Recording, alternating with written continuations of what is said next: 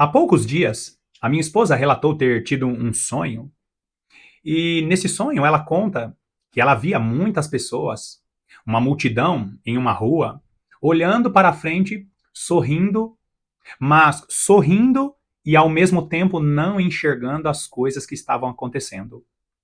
Era como se as pessoas estivessem anestesiadas com uma felicidade falsa, com um sorriso falso, e elas olhavam para a frente como se estivessem anestesiadas, com seus olhos abertos, mas não enxergando as coisas que estavam acontecendo.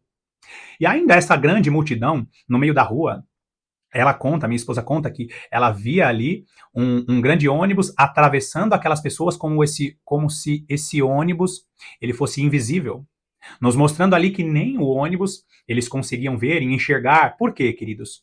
Porque as coisas do Senhor são espirituais e nós não vamos ver de maneira carnal. Eu tenho falado a respeito de ter vida de oração e meditação na palavra de Deus. Por quê? Porque nós estamos entrando no período mais escuro da história e as pessoas que não estiverem com suas lâmpadas acesas, elas vão estar exatamente assim como nesse sonho da minha esposa. Vão estar anestesiadas, sendo entretidas com uma felicidade artificial, com uma felicidade também superficial, e o ônibus vai passar e até mesmo prejudicar essas pessoas, mas essas pessoas vão estar anestesiadas. Vão estar como no vale de ossos secos, vão estar ali amontoadas, mas espiritualmente secas, sem a presença de Deus. E é sobre isso que nós vamos falar no vídeo de hoje, sobre aqueles que estão anestesiados e não estão vendo, não estão enxergando as coisas que estão acontecendo neste tempo que nós estamos vivendo. Seja muito bem-vindo a mais esse vídeo do canal A Lâmpada para os Meus Pés.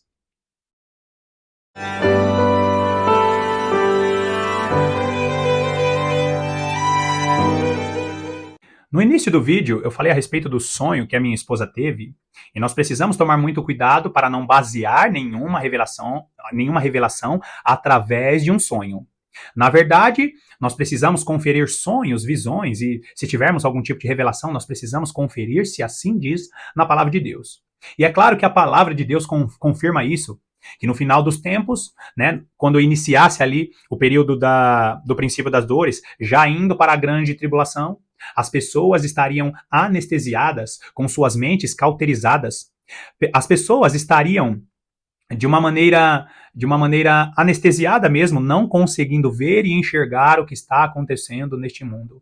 Você já reparou que nós estamos vivendo em um período em que você olha, vê ali o erro, vê ali o caos, vê ali o agir maligno, mas muitas pessoas não conseguem enxergar aquilo que nós estamos vendo de maneira clara diante dos nossos olhos.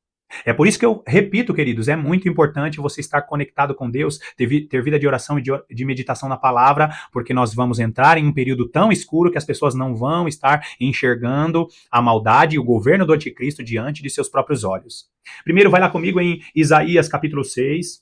Isaías capítulo 6, e mais uma vez eu falo a respeito da vida de Isaías e das revelações que ele teve. Por quê? Porque o texto que eu vou ler agora, ele tem duplo comprimento.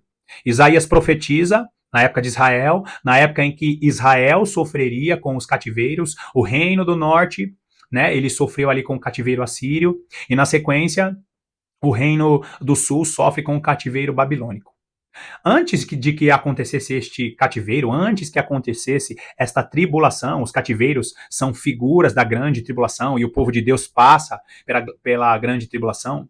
Isaías, ele recebe ali um toque de Deus, e é exatamente isso que Deus vai estar fazendo.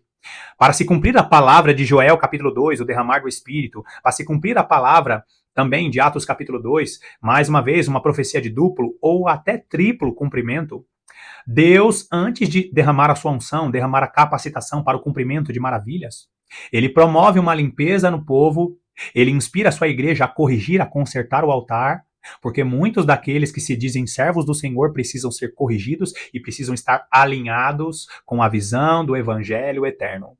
Então, queridos, presta bastante atenção, porque Isaías ele profetiza aqui e ele fala a respeito dessa cegueira espiritual. Cegueira espiritual é essa que o Israel literal na época dele viveu, e cegueira espiritual que estará em boa parte da igreja do Senhor, em boa parte do Israel de Deus, neste período que nós estamos vivendo. Isaías capítulo 6, vamos ler a partir do versículo 8, que diz assim: Depois disto, depois do quê? Depois daquela visão e experiência maravilhosa que Isaías tem. Lembra da visão de Isaías? Que ele vê os serafins e ele tem toda aquela visão maravilhosa do trono do Senhor. Depois disto, ouvi a voz do Senhor que dizia: A quem enviarei? A quem há de ir por nós? Disse eu: Eis-me aqui, envia-me a mim. Aqui Isaías profetiza, presta atenção nisso, aqui Isaías profetiza o envio das testemunhas do Senhor para pregar as boas novas. No vídeo anterior eu falei a respeito das boas novas, da luz que veio a este mundo para nos remir dos pecados. Só que agora Isaías está profetizando o que essas testemunhas deveriam fazer. Continua lendo o texto comigo. Então disse ele: Vai e dize a este povo: Ouvi, ouvi, e não entendais; vede, vede, mas não percebais. Torna insensível o coração deste povo, endurece-lhe os ouvidos e fecha-lhe os olhos, para que não venha ele e ver com os olhos, a ouvir com os ouvidos e a entender com o coração, e se converta e seja salvo.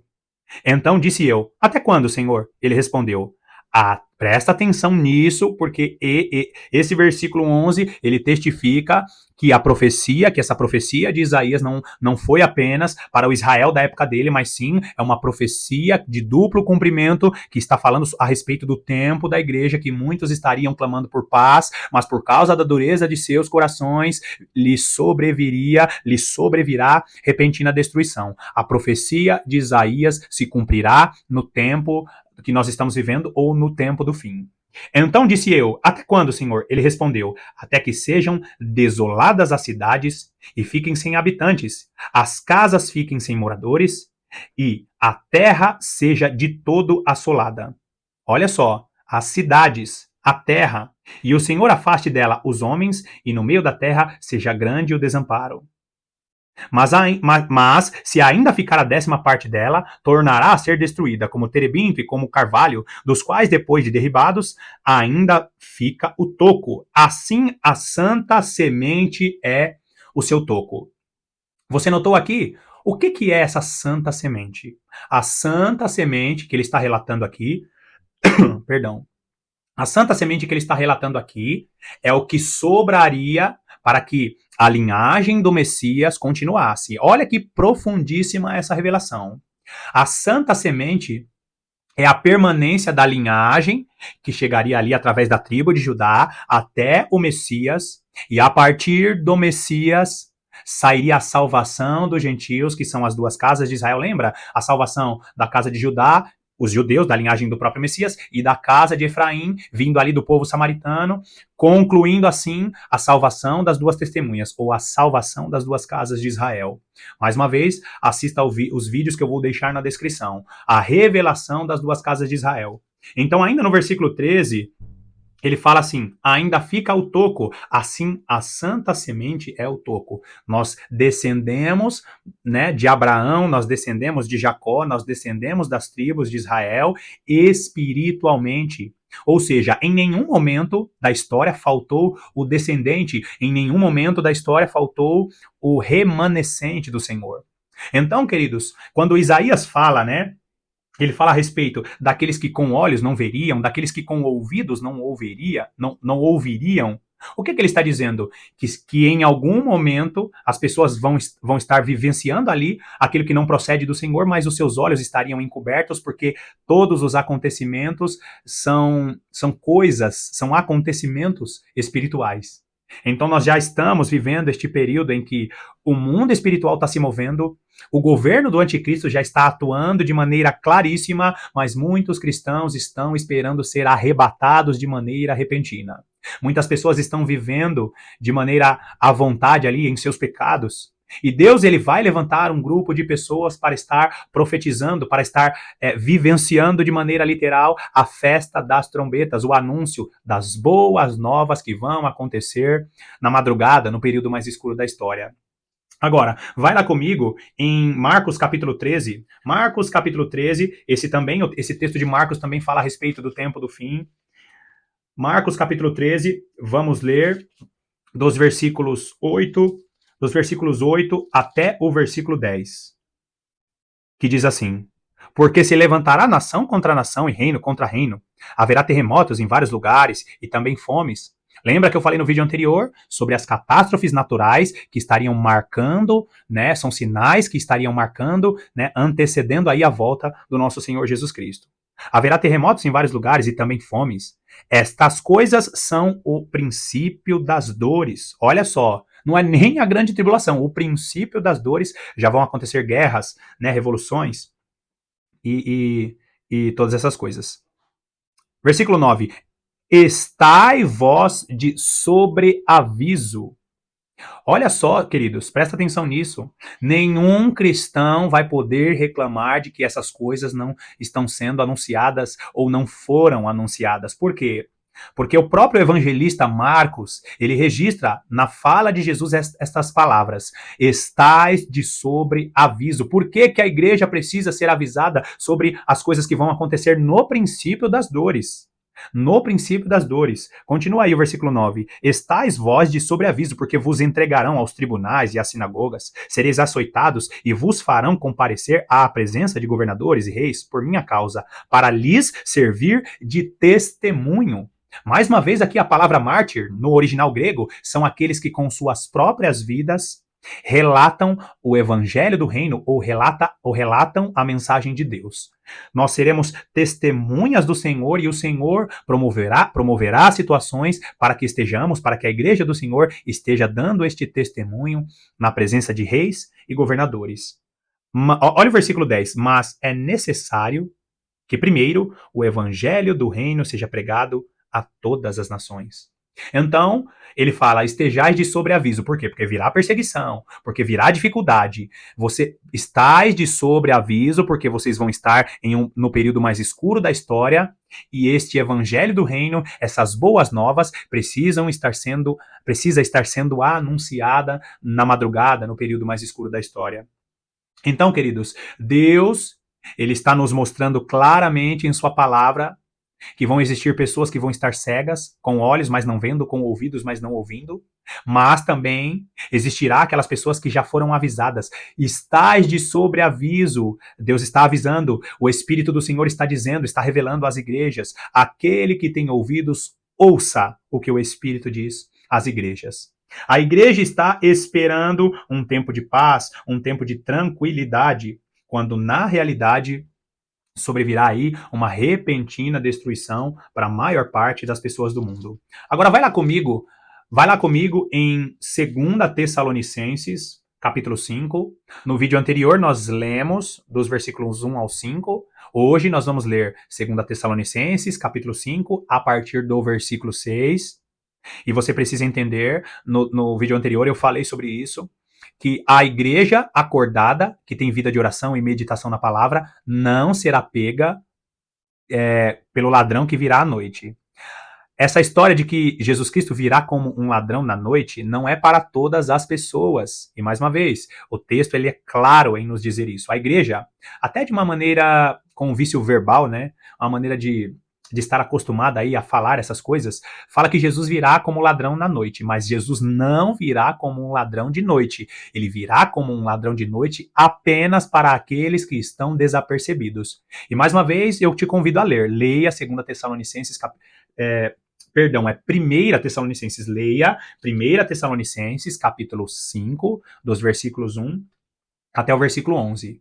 Então, se você está acordado, você não será pego de surpresa. Mas, infelizmente, aqueles que sucumbiram às vontades e estão mais preocupados com suas próprias vidas vão dormir no período mais escuro da história. Olha o versículo 6. Assim, pois, não dormamos como os demais. Pelo contrário, vigiemos e sejamos sóbrios. Ou seja, queridos, o contexto desta palavra fala a respeito da volta de Jesus e os acontecimentos que antecedem o grande e terrível dia do Senhor. A grande tribulação não é o grande e terrível dia do Senhor. Só que ele está dizendo que neste tempo de tribulação, neste tempo de conflitos, muitas pessoas vão estar dormindo. Por quê? Porque elas não estão vigiando. Vigiar significa ter vida de oração e vida de meditação na palavra de Deus. O vigilante, no contexto bíblico, é aquele que está acordado na madrugada, olhando para ver se naquele ambiente está tudo bem. O vigilante é aquele que está com sua lâmpada acesa, com sua lamparina acesa em um ambiente escuro. E é exatamente isso que vai acontecer, queridos. Olha o versículo 7. Ora, os que dormem, dormem de noite, e os que se embriagam, é de noite que se embriagam. Você lembra que eu falei no início do vídeo sobre o sonho que a minha esposa teve? Então, as pessoas vão estar, neste tempo que nós estamos vivendo, como que embriagadas. Você já teve a oportunidade de presenciar como se porta uma pessoa embriagada? Aquela pessoa embriagada, ela parece que está anestesiada por causa daquela bebida e ela demonstra ali uma aparente felicidade. Aquele que está embriagado, ele fica ali, né, com comportamentos de alegria, de felicidade, mas aquilo só está acontecendo por causa do efeito da bebida sobre o corpo dela. E é exatamente isso que ele está dizendo no texto. Aqueles que estão dormindo, eles são aqueles que estão se embriagando com as coisas deste mundo. No período mais escuro da história, as pessoas vão estar dormindo como se elas estivessem embriagadas. Olha o versículo 8. Nós, porém, que somos do dia, sejamos sóbrios, revestindo-nos da couraça da fé e do amor, e tomando como capacete a esperança da salvação. Porque Deus não nos destinou para a ira, mas para alcançar a salvação mediante nosso Senhor Jesus Cristo. Então, queridos, mais uma vez eu quero repetir, nós precisamos ter vida de oração e vida de meditação na palavra de Deus, porque muitas pessoas que nós conhecemos vão estar ali anestesiadas por causa das coisas que estão acontecendo neste tempo. E infelizmente as pessoas vão estar anestesiadas, como se estivessem embriagadas por causa das coisas deste mundo e por causa da falta de oração e meditação na palavra de Deus. Não basta ser apenas uma pessoa boa, uma pessoa piedosa, uma pessoa que faz ali, que ajuda as outras. Mas é necessário ter conexão com Deus para que você não durma, para que você não fique anestesiada ou anestesiado com as coisas que vão acontecer sobre essa terra. Que o nosso Senhor Jesus Cristo abra os nossos olhos e os nossos ouvidos para que possamos ver e enxergar o mover dele aqui nessa terra. Bom, mais uma vez eu te agradeço pela sua companhia, que Deus te abençoe ricamente e eu te aguardo nos próximos vídeos.